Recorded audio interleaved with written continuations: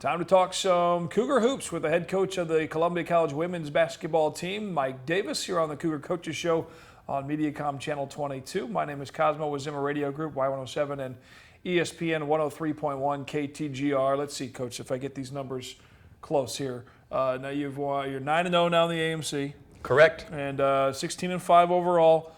And you've won your 9, or did I say that already? I'm mixing these up here. Anyways, a 12-game winning streak is where I'm trying to get to somehow.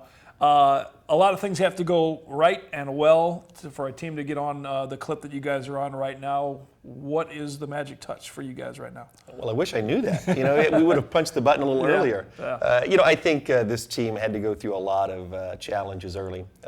And I think those are things that are paying dividends for us now. So as a coach, you never know what button that's been pushed turns things around, but it's a lot more fun than we were playing basketball right now. Well, sure, and for those who are unaware, and you're just looking at a number, 16-5, those 5 losses were to 3 teams, all in the top 20, and one at the time, Mid-America Nazarene was the number 9 team in the country.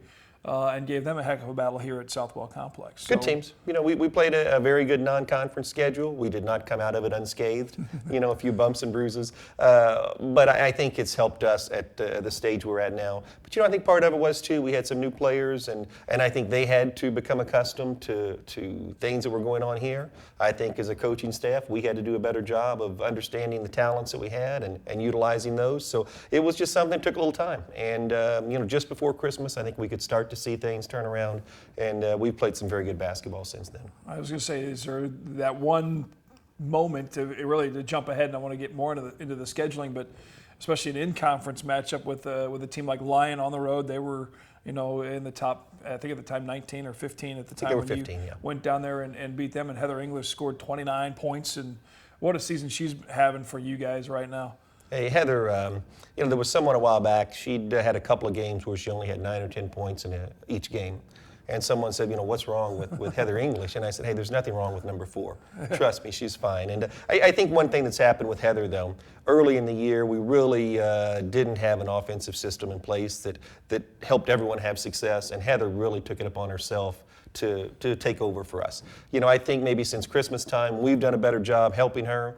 We've helped the other players find their shots, and it's allowed her to fall into a rhythm and not have to just carry things so much. But she's been fantastic. Down there, I thought she had a great ball game in that game, but she's had a lot of other games where maybe she didn't score as much, but really had a great all-around game, and she's playing well. At the point guard spot, Tierney Seifert has really stepped in and elevated her game. She did such a great job last year as a freshman, but really, I think she was more of a caretaker at that time.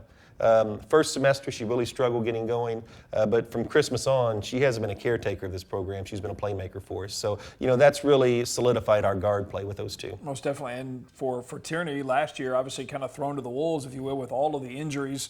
As a freshman, really not that long into the season, next thing you know, she's one of your main, go-to players and getting a lot of minutes early. So really her development was really put into fast forward. Funny story the other day, she almost became used to playing 40 minutes a ball game.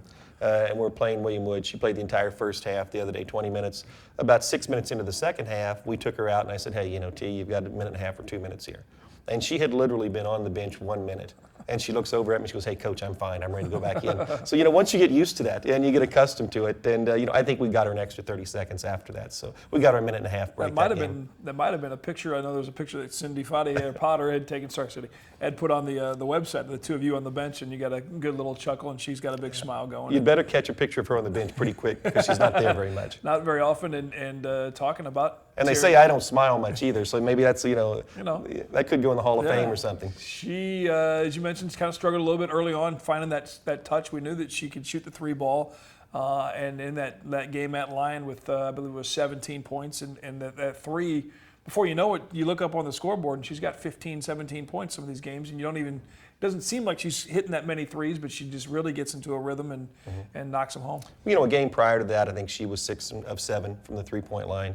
But really, as well as she shot the ball, I know one thing as a coaching staff we'd really talked to her about was her point guard play and advancing the ball more and being more of a playmaker. And I think she's really done that where it's not only baskets for her, but leading to baskets for other people. Lily Abreu, getting her back from injury. Lily's one of those people that creates things for herself and for other other people. Another young lady, Aqua Corpening, who really is probably our best passer on our team and really sees things and feels things and gets people open. So, our guard play has really evolved and changed, and as our post play has improved, it's really helped us. Dish it inside and take care of the rest. We'll talk a little more about some of the other players contributing, the scheduling, and a peek into the future of what in store as far as the AMC conference. We talked about it last show with Coach Burchard, with some new schools coming into the AMC conference in the future. Some really good teams on the women's basketball side. We'll be back with Mike Davis after this.